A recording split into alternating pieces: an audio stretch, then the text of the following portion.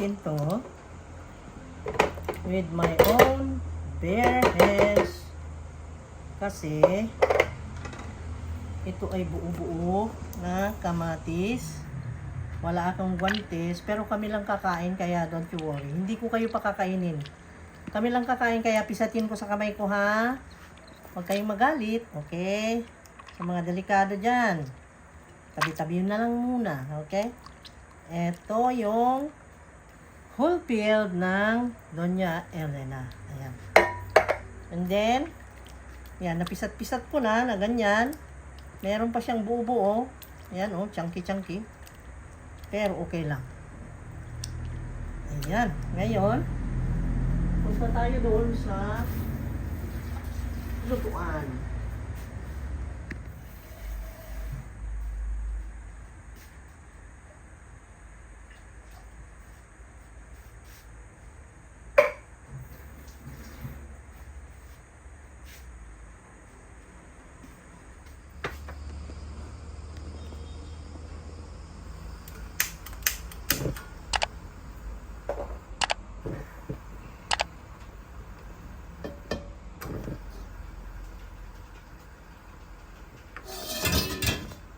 Hindi ko na inugasan kasi yan yung pinaglutuan natin. Pinirito ko ng babahagya ito guys. Specialmente ito. At saka yung pusit. Ano lang yan ha. 2 seconds ko lang binaliktad dito sa mainit na kawali kanina. Ngayon para di masayang yung flavor ng pinagprituhan natin na ingredients na pork belly, tuna, squid, and shrimps ay ilagay ko naman ang aking garlic dito. Huwag natin sayangin yung nakadikit sa kawali kasi nandyan yung lasa. Ayan. See? Olive oil yun. Ngayon, pabanguhin lang natin itong ating garlic.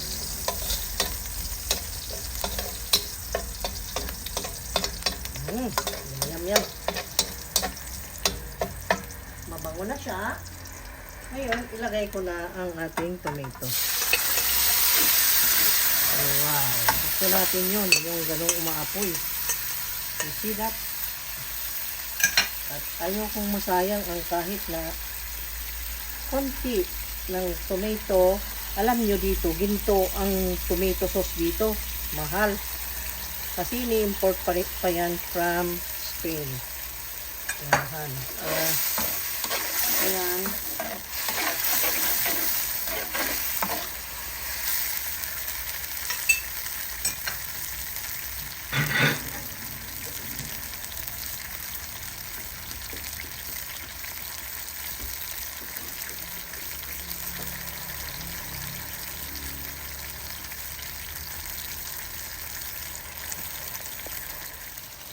Ito guys, nilagyan ko siya ng Knorr chicken cubes para madagdagan ang lasa at para may lasa siyang chicken kasi wala tayong chicken dyan. Alam niyo itong supa patsa ay nasa sa inyo kung ano ang ilagay nyo. Patsa meaning crazy. Crazy as in crazy kasi tingnan mo naman yung sahog niyan. Magkakahalo yung shrimps, ganyan, seafoods and the karne. Kung pwede nga lang dito, lagyan din natin ng chorizo. Wala akong chorizo, kaya okay na rin yun. Okay? Ito ay supa patsa na impromptu dito sa kitchen namin. Basta pinakita ko lang kung paano lutuin. Ayan, black pepper yan para lumasa na siya. Ayan. Para mamaya, hindi paghalo-halo mo ng kawali or yung sauce natin, pag nandyan na yung mga ingredients ay madurog. Kaya hindi natin hahaluin na mahal. Kaya ilagay na natin lahat. Ilagay na natin lahat ang gusto natin na pampalasa. Ngayon, lagyan ko pa rin siya nito dahil maasim nga yung ating tomato sauce. Okay? Just 3 teaspoons of brown sugar. And then, lagyan natin ng 2 cups of this. Patis. Ayan. Ay, naku. Ang sarap nito, guys. Tapis. Okay. Haluin. And then, ngayon, ilagay na natin yung ating pork. Yun ang muna natin ilagay. Yan, pork muna para siya lumambot dyan. Okay, at mamaya na yung iba. Lulutuin ko lang tong pork dito. At mamaya na yung lutuin ko siya ng mga, let's say, 10 minutes dyan with the cover.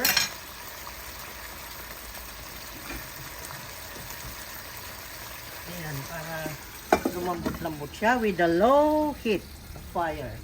Okay, hintayin natin ng 10 minutes bago natin dagdag itong mga ibang mga ingredients. Kasi ayaw natin na maging rubbery si shrimps, si squid, at saka si tuna. Kaya mamaya, pag prepared na, luto na yung pork, tsaka natin nilagay yan. And then, tikman na natin, magluto na tayo ng pasta. Ngayon, yung pasta naman. Dito, meron tayong prepare na tubig. This is 1.5 liter kasi medyo damihan ko yung pasta para ang pasta ay itong lutuin na ito ay para hanggang mamayang dinner na. Kasi sasabihin ko sa inyo guys, nako, ito ay masarap. Talagang kahit na magkasunod-sunod na meals, pwede nyong kainin kasi hindi ka magsasawa. Okay? Ayan, nilagyan ko siya ng salt. At ito ay i-close na natin, cover it. And then, hintayin na natin na kumulo. Okay? And then, lagyan na natin ng spaghetti. At yun na. Sarap mamayang kumain. Dito naman guys, nakita mo, ito ay naka-plastic na ganyan. Ito ay napakarami noon. Kaya lang mauubos na. Dahil ito may nagpapadalang regular sa amin na mabait na viewer or subscriber. Napaka-blessed. Ano? Meron siyang linguine. Ang dami niyang padala. May spaghetti, linguine. Ano pa yung iba? Yung malapad. Yung fettuccine. Ngayon, ang iluluto natin dyan sa Supa Pazza is the spaghetti. Antonis daw. Okay. Kahit pa ipatalastas natin yan, walang ganyang brand dito.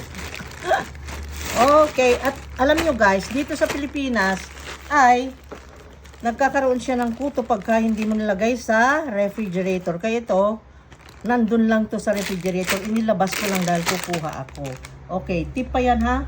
Dito sa atin na tropical na mainit lagi ay hindi bagay na mag-stock ka ng maraming pasta dahil masisira.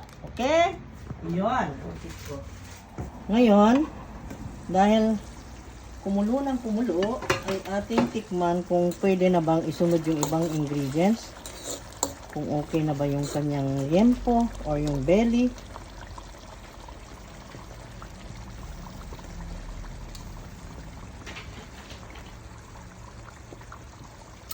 Ang sarap ng lasa, pero yung texture niya, okay na to. Kasi kung patuyuan naman natin,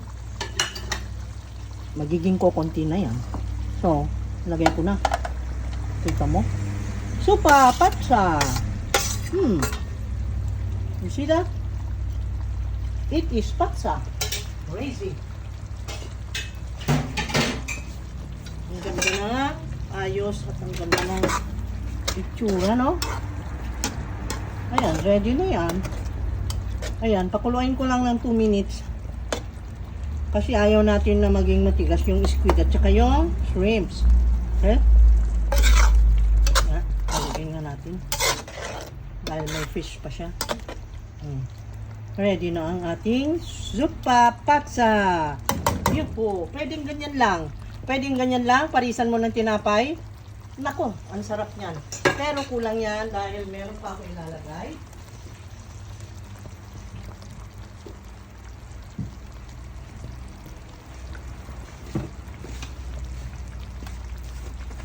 Ito yon, yung basil. Pero kung meron kayong fresh, ito'y dried. Kung meron kayong fresh, it's better. Ayan. And then, ito ring parsley. Maglagay din tayo nitong dried parsley Pero kung meron kayong fresh, okay lang din. Mas maganda. Ayan. Tapos halu-haluin natin. Luto na to guys. It is now luto. Diba? Ang sarap yan. Takpan ko lang para mag-remain yung heat. And then, hintayin lang yung spaghetti. Patayin ko na yung apoy. Pinatay ko na. Itabi natin. Ay no, i-transfer ko dito yung ating pasta. Transfer natin. Para maluto na siya. Ayan. Okay. Hintayin lang natin. Then, luto na natin yung spaghetti. Wow! Kumulo na. Wowie. Let us put the spaghetti.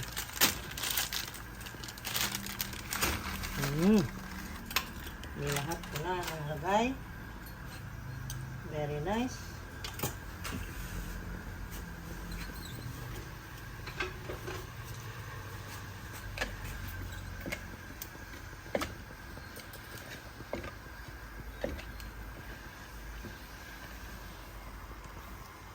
Wala, kumuti oh.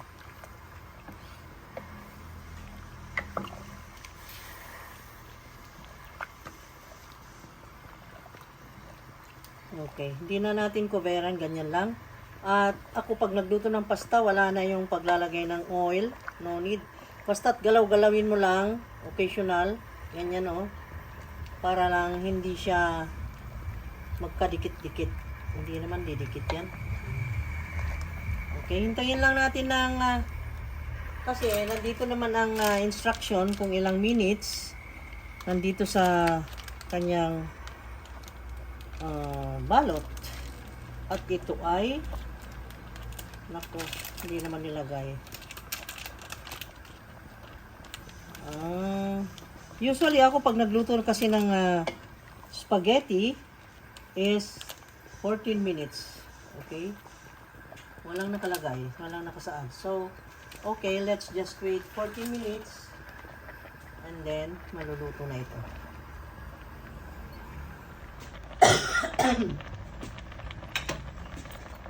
Okay, ngayon 14 minutes na. Okay na. So, lagyan na natin dito sa kabila. Ang sarap ng amoy. Ang sarap ng amoy ng sauce talaga. Nangangamoy hanggang dito.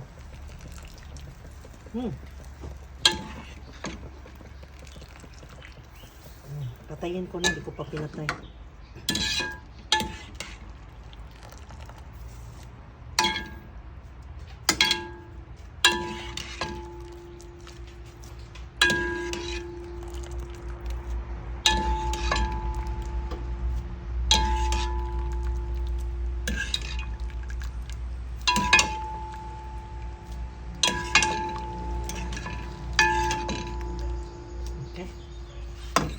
Ito naman ay haluin na natin.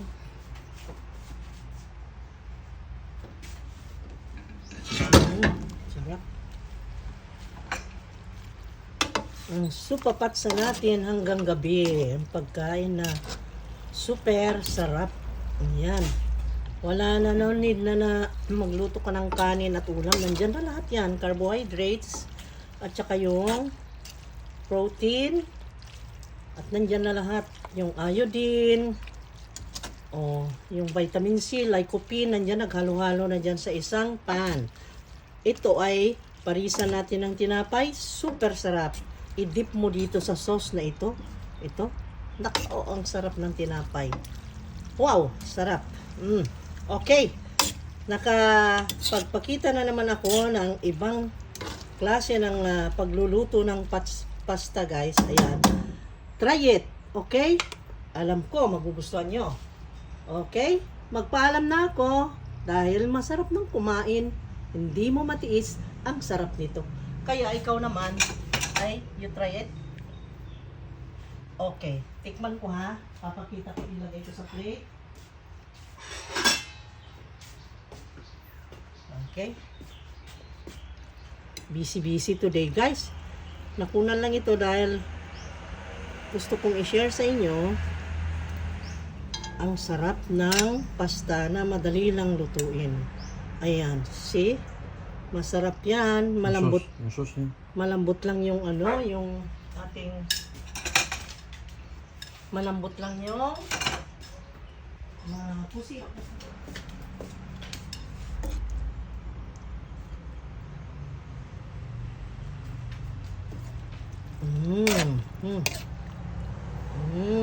Sarap. Kita mo yan? Oh. Tingnan mo yan. Meron na tayong pork belly, merong squid, may shrimps, at saka merong fish. May nakuha ba akong fish? Wala. Meron siyang tuna fish akong hinalo, guys. Okay, anyway. Okay, tikman natin. Huwag mo nang kuna ng mukha ko. I will just eat.